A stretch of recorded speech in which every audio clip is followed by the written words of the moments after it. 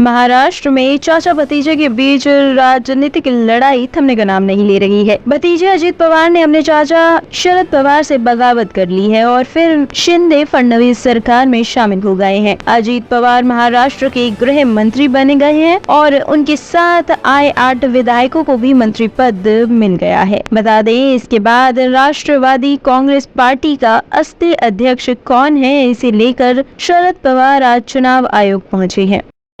देखिए, शरद पवार जी हमारे साथ खड़े हैं। हम लोग अभी पेश हुए विस्तार से, विस्तृत रूप से लगभग 2 घंटे की पेशगी हुई है। चुनाव आयोग के समक्ष मुख्य रूप से 2-3 बातें हुई हैं जो हमने रखी। पहले हमने ये बड़ा स्पष्ट कहा कि आपने अभी तक हमें बिना सुने कोई विवाद है कि नहीं, कोई डिस्प्यूट है कि नहीं आपके अनुच्छेद के अंदर, वो निर्णित कर लिया है। वो गलत होगा। पहले हमको सुने प्राथमिक रूप से और फिर निर्णित करें कि कोई डिस्प्यूट, विवाद है कि नहीं। दूसरा, हमने सुनवाई, नेचुरल जस्टिस का मुद्दा भी उठाया। हम रिस्पोंडेंट्स हैं, हम जवाबदेही करते हैं, इसलिए हमने ये पहले रूप से प्राथमिक विरोध किया है। चुनाव आयोग ने कहा कि वो हमारा ये प्राथमिक विरोध इस वक्त प्राथमिक रूप से नहीं मान सकते। वो उन्होंने निरस्त किया है, लेकिन हमें आश्वस्त किया है कि जब याचक, जो कि दूसरी तरफ है, वो अपने सभी बहस दलील खत्म कर लेंगे, तब हमको विस्तार से सुना जाएगा। हमारा पक्ष में रख दूं बहुत संक्षेप में, बाकी तो अंतिम निर्णय अंततोगत्वा चुनाव आयोग का होगा। हमारा पक्ष मुख्य रूप से इन बिंदुओं पे है कि कोई भी व्यक्ति गलत दस्तावेज, फोर्ज दस्तावेज, झूठे बेमानी दस्तावेज दायर करके ये नहीं कह सकता कि कोई विवाद है, डिस्प्यूट है।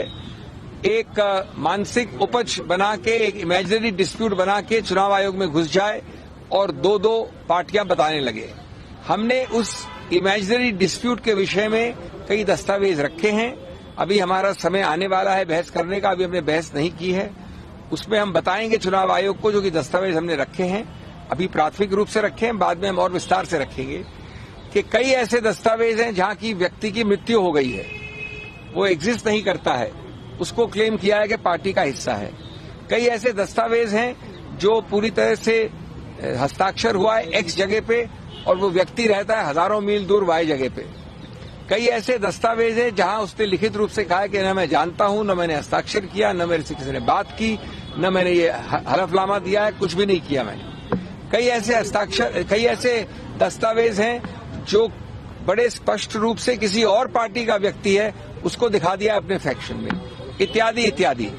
ये सब वही दिखाते हैं कि ये एक इमेजिनरी डिस्प्यूट बनाई गई है, एक इमेजिनरी रूप से एक पार्टी को तोड़ने की। आज दूसरा, एक तो बात यह हुई, दूसरी बात बहुत महत्वपूर्ण है। संघीय ढांचा जो है संघ का, ऑर्गेनाइजेशन का, उससे जो याचक है वो दूर भाग रहे हैं। उन्होंने 10 बार ये दलील की कि जो ऑर्गेनाइजेशनल स्ट्रक्चर है, संघ का ढांचा है, उसको हम नहीं देखना चाहते हैं।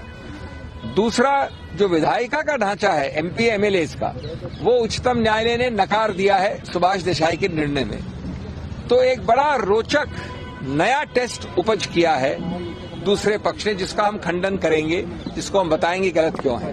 उन्होंने एक नॉन एग्जिस्टेंट टेस्ट, एक बिल्कुल गैर कानूनी टेस्ट बनाया है कि आप सिर्फ एमपी एमएलए को काउंट कर लीजिए। यद्यपि उच्चतम न्यायालय ने कहा है कि जहां डिस्क्वालिफिकेशन की याचिकाएं लंबित हैं, वहां आप एमपी एमएलए काउंट नहीं कर सकते। उन्होंने कहा कि आप उनको काउंट करिए, और उससे भी ज्यादा एक अजीबोगरीब टेस्ट बताया है कि उन एमपी एमएलए को कितने वोट मिले उनको गिनिए। आज तक हमने कानून में ऐसे टेस्ट नहीं सुने हैं। मैं समझता हूं कि ये निराधार है। मैं समझता हूं कि ये याचिकों की बौखलाहट और घबराहट का द्योतक है।